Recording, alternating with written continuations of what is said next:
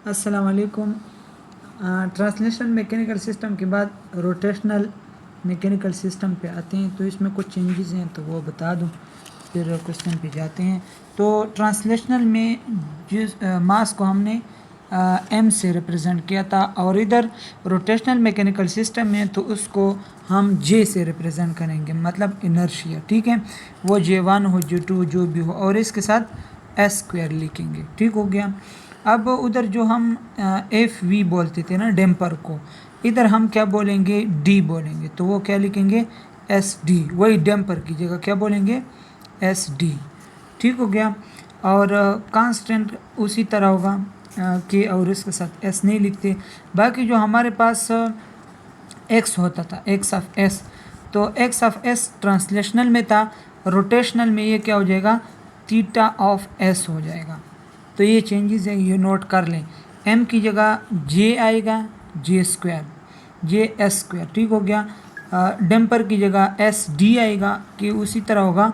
और डिस्प्लेसमेंट की जगह क्या आएगा, थीटा एस आएगा, क्योंकि रोटेशनल मैकेनिकल सिस्टम है तो ये एंगुलर डिस्प्लेसमेंट आएगा। ठीक है, बाकी वही चीज़ें होंगी। ठीक है, लेकिन हमने उधर बताया था कि हम डिस्प्लेसमेंट को देखते थे कि डिस्प्लेसमेंट इसमें कितने हैं, तो उतने लूप्स हमारे पास बनती थी। ठीक है, अब इधर आपने दो चीज़ों को नोट करनी है।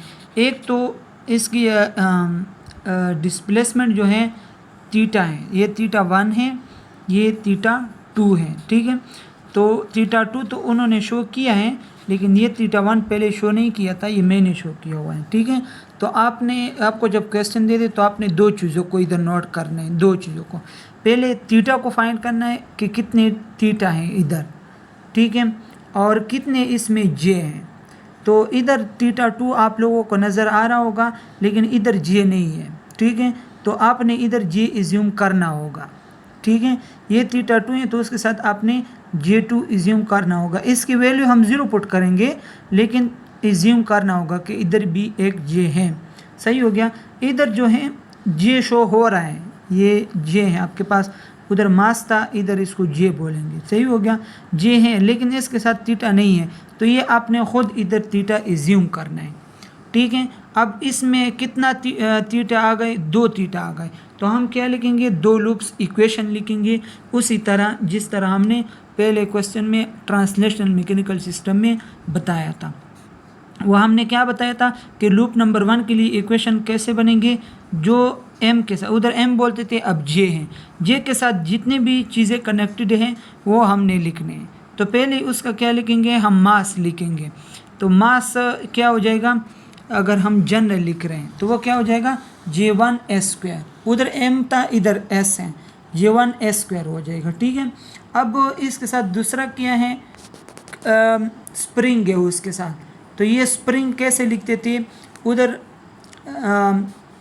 उधर भी K1 लिखते थे, इधर भी K1 हमने लिखा हुआ है। ठीक है, और तीसरा क्या है, इसके साथ डैम्पर कनेक्टेड है, तो डैम्पर को उधर FV लिखते थे, और इधर एक क्या लिखेंगे, SD1 लिखेंगे, क्योंकि ये J1 के लिए लिख रहे हैं। तो ये सारी चीज़ें लिख दिए जो J1 के साथ कनेक्टेड है। इधर सब की वैल्यूज़ 1 1 गिवन है, लेकिन हम पहले इक्वेशन लिख रहे हैं, फिर 1 1 इसमें बाद में पुट करेंगे। ठीक हो गया।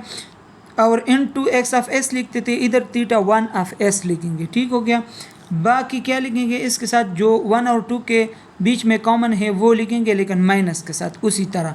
तो देखो, ये आपके पास M1 है, मतलब J1 है, और ये आपके पास J2 है, लेकिन इसकी वैल्यू 0 है, वो बाद में देखेंगे, लेकिन ये J2 इधर है। तो J2 और J1 के बीच में क्या कॉमन आ गया, एक ये स्प्रिंग आ गया और एक डैम्पर आ गया। तो स्प्रिंग का क्या लिखेंगे, K1 लिखेंगे, और डैम्पर का क्या लिखेंगे, SD1, लेकिन माइनस के साथ लिखेंगे, क्योंकि लूप नंबर 1 का इक्वेशन है। ठीक है, लूप नंबर 1 का इक्वेशन हो तो सिर्फ J1 के साथ जितने भी सारे कनेक्टेड है वो पॉजिटिव लिखेंगे, बाकी नेगेटिव लिखेंगे। सही हो गया। और इसके साथ थीटा 2 ऑफ S लिखेंगे। सही हो गया। दूसरी बात ये कि इधर उधर फोर्स होता था, इधर टार्क होगा फोर्स की जगह। सही हो गया।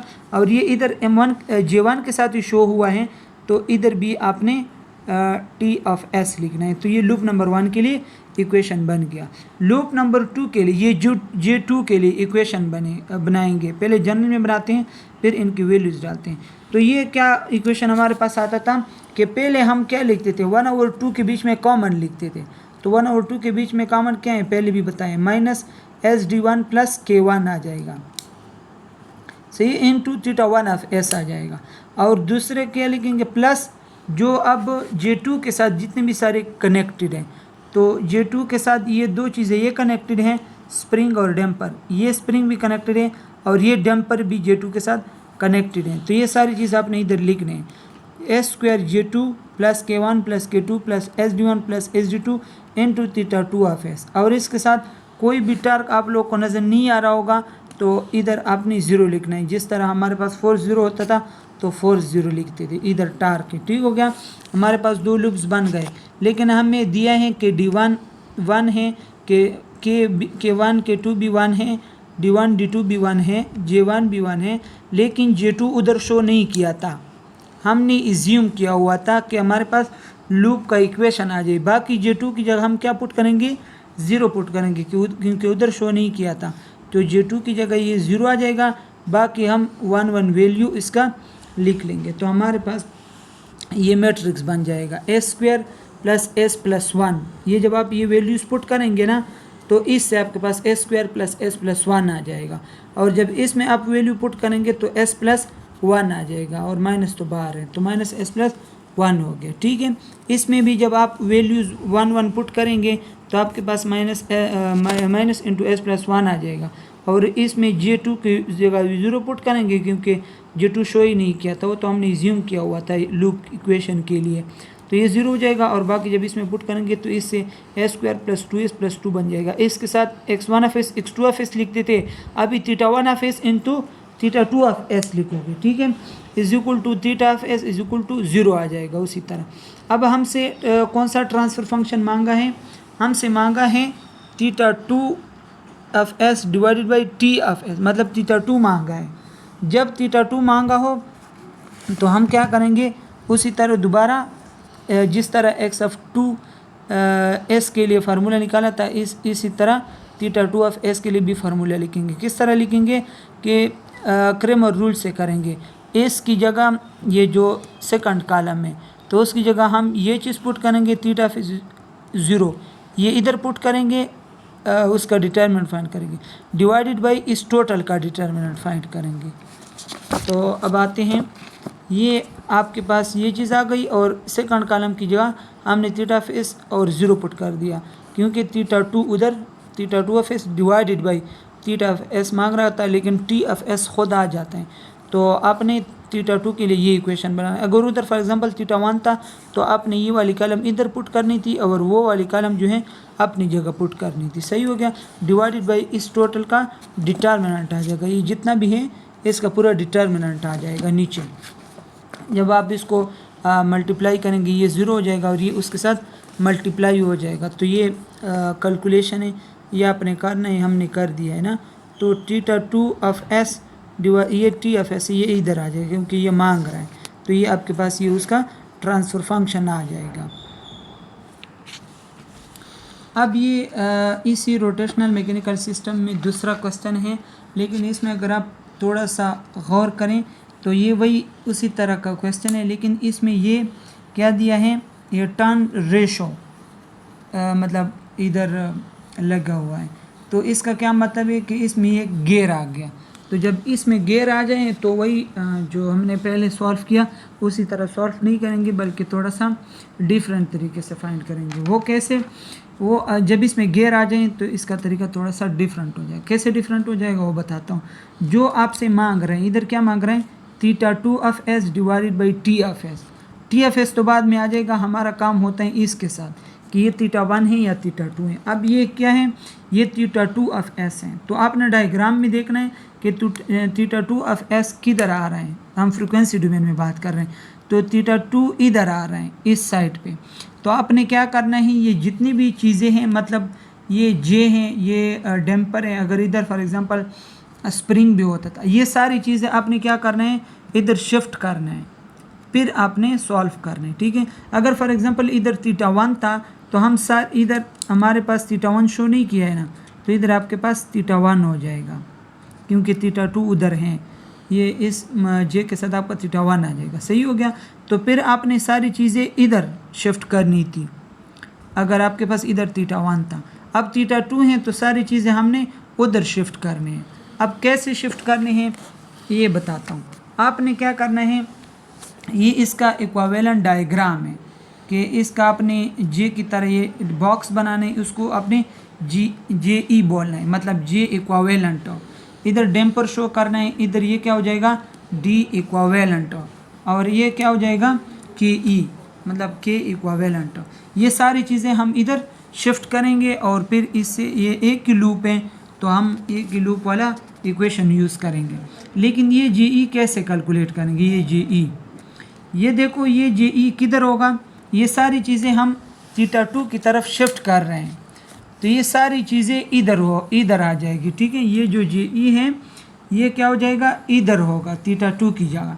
लेकिन इसको कैसे कैलकुलेट करेंगे, देखो थीटा 2 के साथ इधर कोई भी जे वाली टर्म नहीं है, इसका अपना कोई टर्म नहीं है जे वाला, ये तो स्प्रिंग है ना, इसका जे वाला कोई पार्ट नहीं है, मतलब ज़ीरो है। लेकिन ये वाला जो जे है ये हम उधर क्या करेंगे शिफ्ट करेंगे, ठीक है। तो ये जे जब आप शिफ्ट करोगे तो इसकी जो वैल्यू है 1, वो तो बाद में हम देखेंगे, हम जनरल अभी लिख रहे हैं। तो ये J1 होगा, ये जो बॉक्स है ये जो J1 आ जाएगा। और आपने क्या करना है, जिधर आप जा रहे हैं वो रेशो आपने ऊपर लिखनी है, मतलब ये N2 डिवाइडेड बाई N1 होगा, N2 नीचे है, N2 divided by N1 whole square से आपने इसको मल्टीप्लाई करना है। ये हमने पावर सिस्टम एनालिसिस में भी पढ़ा हुआ है, ट्रांसफार्मर में भी पढ़ा हुआ है कि प्राइमरी से सेकेंडरी में एम्पीडेंस कैसे शिफ्ट करते हैं, तो ये वही फार्मूला यूज़ हो रहा है। तो J1 इसका जो वैल्यू है ये तो 1 है ना, और इसकी रेशो N2 50 है, N1 25 है, तो उससे आपके पास स्क्वायर भी है इसके ऊपर, तो इससे आपके पास GE क्या आ जाएगा 4 आ जाएगा। ये जो GE है 4 आ गया जो थीटा 2 के साइड पे होगा।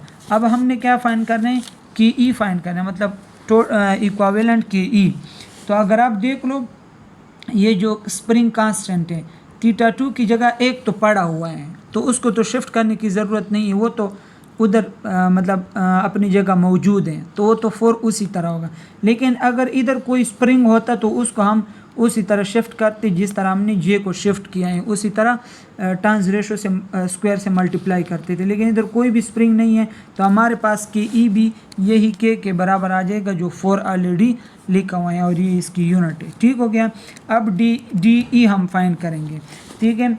तो डी ई इधर थीटा 2 का तो अपना डी ई नहीं है, तो हम क्या करेंगे, ये वाला जो डैम्पर है हम ये शिफ्ट करेंगे, ठीक है। तो गेयर से मल्टीप्लाई देंगे, गेयर से मल्टीप्लाई कैसे देंगे, उसी तरह N2 by N1 whole square से क्या देंगे मल्टीप्लाई, D1 उसी के अपनी वैल्यू होगी, N2 divide by N1 whole square से हम मल्टीप्लाई करेंगे तो हमारे पास DE भी 4 आ जाएगा, ठीक है। अब अगर आप देखिए इधर थीटा 2 के साथ कोई टार्क नहीं है, टार्क जो है वो इधर शो किए हैं, तो हमने ये वाला टार्क भी उधर शिफ्ट करना है। तो ये वाला टार्क जब इधर शिफ्ट करोगे तो इधर भी आप उसी तरह टर्न रेशो से मल्टीप्लाई करोगे, लेकिन इसके साथ स्क्वायर नहीं आएगा, ये बात याद रखनी है। बाकी सब के साथ स्क्वायर आएगा, लेकिन इसके साथ सिर्फ N2 बाई N1 आएगा टार्क के साथ, ठीक है। ये T1 जो है ये तो जनरल है, और N2 बाई N1 से आपके पास 2 आ जाएगा, तो ये आपके पास टार्क आ गई। अब सारी चीज़ें आपके पास आ गई, GE आ गया, DE आ गया, KE आ गया, मतलब सारी चीज़ें आपने थीटा 2 की तरफ शिफ्ट कर लिया। ये थीटा 2 हो जाएगा, और ये TE जो हमारे पास 2T आ गया, ये वो चीज़ आ गई। सारी चीज़ें हमारे पास आ गई। जब आपने सारी चीज़ें जो हैं जो मांगा था ना थीटा 2, तो थीटा 2 की जगह हमने सारी चीज़ें इधर शिफ्ट कर ली। जब ये सारी चीज़ें शिफ्ट हो जाएंगी फिर आपने वो फार्मूला अप्लाई करने, लूप जब एक हो तो उसका फार्मूला कैसे है कि आपने GE S स्क्वायर, आप JE हो जाएगा क्योंकि J इक्विवेलेंट है, और उसके साथ S स्क्वायर लिखते हैं, प्लस के के साथ कोई S नहीं लिखते, प्लस SDE, लेकिन DE क्या हो जाएगा, वो इक्विवेलेंट वाले DE लिखेंगे, into theta 2 of S is equal to, इधर टार्क लिखते थे ना, लेकिन टार्क कौन सा वाला लिखेंगे जो हमने शिफ्ट किया हुआ है, 2 theta of S T of S, तो ये हमारे पास इक्वेशन बन गया। लेकिन हमसे मांग क्या रहे हैं, theta 2 of S divided by T of S.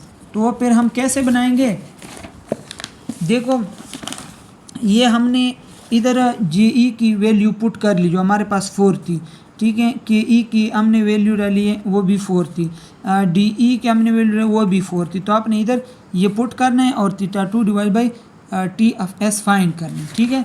तो हमने ये पुट कर लिया, तो ये क्वेश्चन हमारे पास आ गई 4 square plus 4 4 plus 4 plus 4s into theta 2 of S is equal to 2 T of S, ठीक हो गया। तो थीटा 2 ऑफ एस को इधर छोड़ें, ये इधर नीचे जाएगा और थीटा ऑफ एस इधर आएगा क्योंकि ये हमसे मांग रहा है, ठीक हो गया। तो ये आपके पास आएगा 2 divided by 4 into S square plus 4 plus S plus 1, ये 4 हमने कॉमन कर लिया, तो ये इस 2 के साथ एक कैंसिल हो जाएगा और 2 जो इधर बच गया वो हम ऊपर लेके गए, तो 1/2 into S square plus S plus 1, ये हमारे पास क्या आ गया, ट्रांसफ़र फंक्शन आ गया। और ये इधर प्रूफ भी हुआ है, ये आप देख सकते हैं, ये आपके पास ये ट्रांसफ़र फंक्शन आया हुआ है।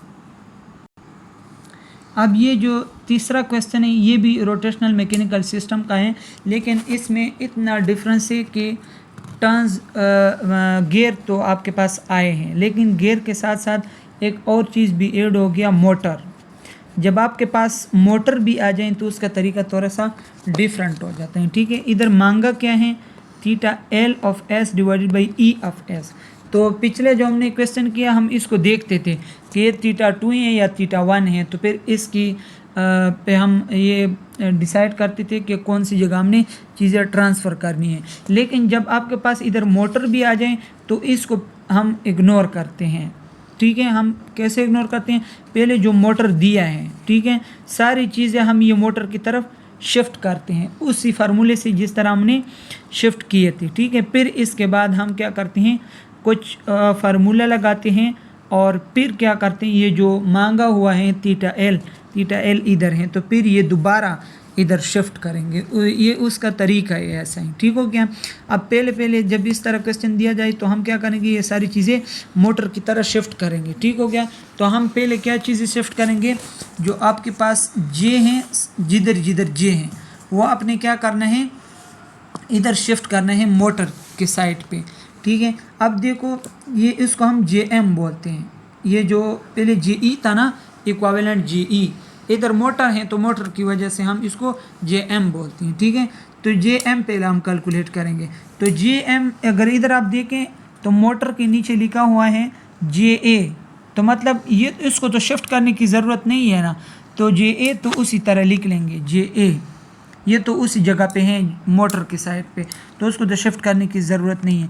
लेकिन अगर आप देखें ये जो जे एल है इसको हम शिफ्ट करेंगे मोटर की साइड पे, जिस तरह पहले हमने दूसरा भी शिफ्ट किया हुआ है। लेकिन अगर आप इधर देखें ये जे एल है, ये एक गियर है, ये 2 गियर हैं, तो हम 2 गियर के स्क्वायर से मल्टीप्लाई करके इधर मोटर की तरफ इसको शिफ्ट करेंगे, तो ये क्या हो जाएगा, जे एल इंटू, ये लिखेंगे कैसे, जिधर आप जा रहे हैं वो आपने पहले लिखना है, हम इसकी तरफ जा रहे हैं तो ये पहले लिखना है, तो पहले क्या आ जाएगा n3/n4 मल्टीप्लाइड बाई यहाँ तक वो आ गया, ये जे एल यहाँ तक आ गया।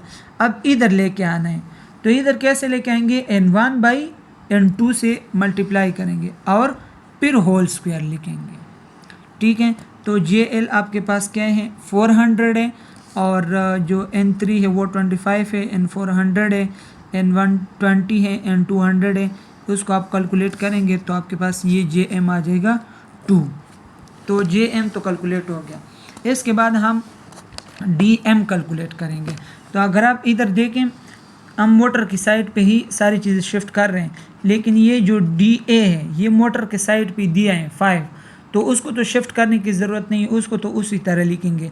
लेकिन ये जो डी एल है इसको हम क्या करेंगे, इधर दोबारा शिफ्ट करेंगे मोटर की तरफ, जिस तरह हमने जे एल को शिफ्ट किया है। तो जे एल और डी एल जो हैं वो एक ही पोजीशन पे हैं, तो उसी टर्न्स रेशो से हम मल्टीप्लाई करेंगे कि स्क्वायर से, जिस तरह हमने जे एल को मल्टीप्लाई किया है। तो ये क्या हो जाएगा, D L into n3/n4 multiplied by n1/n2 whole square आ जाएगा। ये रेशो हम किस तरह लिखते हैं, जिधर आप लेके जा रहे हैं वो अपने पहले लिखना है, डिवाइडेड बाई जिधर से लेके जा रहे हैं, सही हो गया। तो इस डी एल की वैल्यू आपके पास 800 है और ये हमने पहले कैलकुलेट किया तो 0.025 आ जाएगा और ये आपके पास डी एम आ जाएगा 7। अब इसमें के एम फाइंड करना था लेकिन इसमें के एम है ही नहीं, नील है। ठीक हो गया। जब ये सारी चीज़ें आप फाइंड करोगे तो उसके बाद हमने सारी चीज़ें मोटर की तरफ शिफ्ट कर ली है। अब हम क्या करेंगे, एक फार्मूला इस पर अप्लाई करेंगे। वो कौन सा फार्मूला है? मोटर का फार्मूला है theta M of S divided by E of S is equal to K T by R A into G M divided by S into S plus 1/gm into D M plus K T K B divide by R A. ये मिट से हमने पहले पढ़ा था, शायद आप लोग भूल चुके होंगे। तो इसमें क्वेश्चन में हमें दिए हैं कि input voltage is equal to 100 volt. तो इनपुट वोल्टेज क्या होता है? ई ए होता है। ठीक है, तो ये आपको ई ए दिया हुआ है 100, ई ए आपको 100 दिए हैं और साथ में ये इक्वेशन भी दिया है T M is equal to -8 omega M plus 200। तो इसमें इस फार्मूले में कुछ चीज़ें तो हमने फाइंड कर लिया, जी जैसे जे एम हो गया, डी एम हो गया, लेकिन बाकी चीज़ें हमने फाइंड नहीं किया हुआ है। तो इधर से हम फाइंड करेंगे। ठीक है, जो हमें ये चीज़ें दी हैं कैसे फाइंड करेंगे? ये जो फार्मूला दिए हैं T M is equal to -8 omega M plus 200, इस टी एम की जगह हम 0 पुट करेंगे, टी एम की जगह 0 पुट करेंगे और ओमेगा एम उससे फाइंड करेंगे।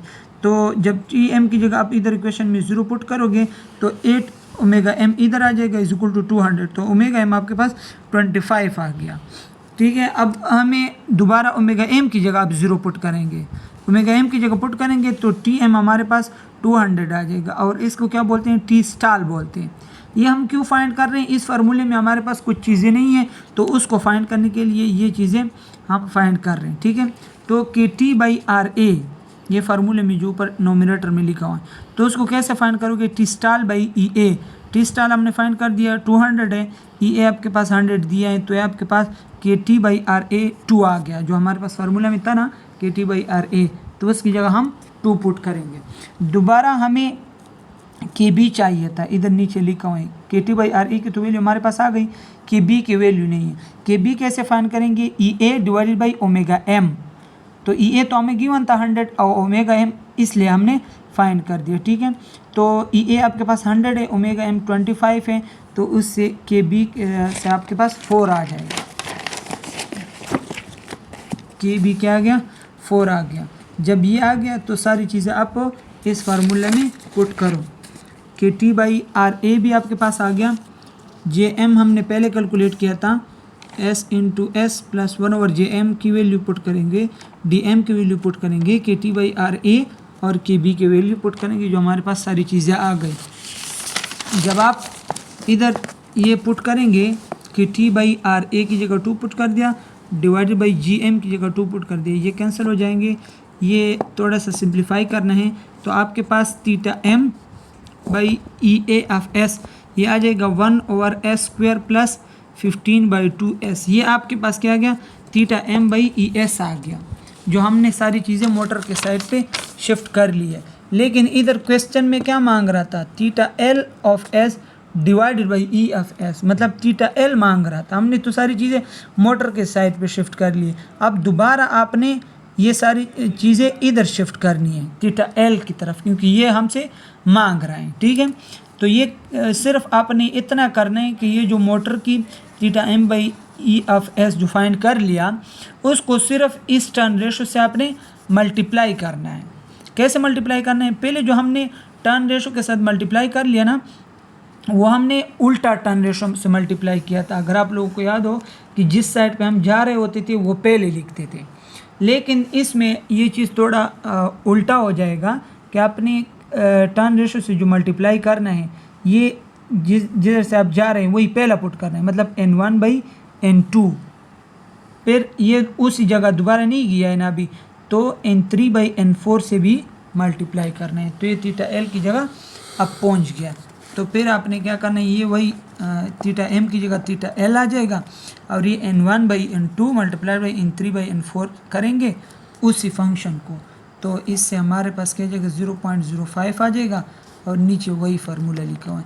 तो इसमें बस इस इन चीज़ों में आप थोड़ा सा कंफ्यूज होंगे कि हमने जो टर्न रेशो से मल्टीप्लाई कर लिया और ये जो बाद में ये चीज़ें दोबारा समझा रहा हूँ।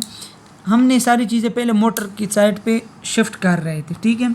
तो जब मोटर की साइड पे ये JL शिफ्ट कर रहे थे तो फिर आपने टर्न रेशो कैसे मल्टीप्लाई करना है, इन 3/n4 मल्टीप्लाई, ये अभी तक उधर नहीं पहुँचा है, N 3/n4 multiplied by n1/n2 whole square, फिर ये इधर पहुँच गया, ठीक हो गया।